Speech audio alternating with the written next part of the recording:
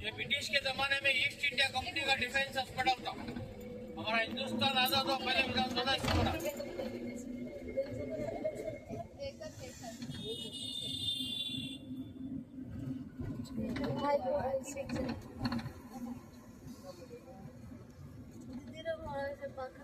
सफेद कपड़ा पहन के कानून बनाता है, काला कपड़ा पहन के कानून को तोड़ता है। दोनों अंदर कानून है।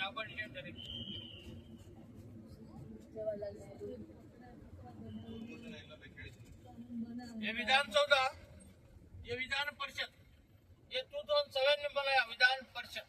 MLA MLC secretary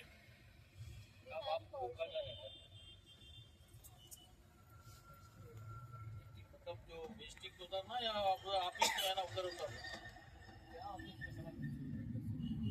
district circle में होता ना।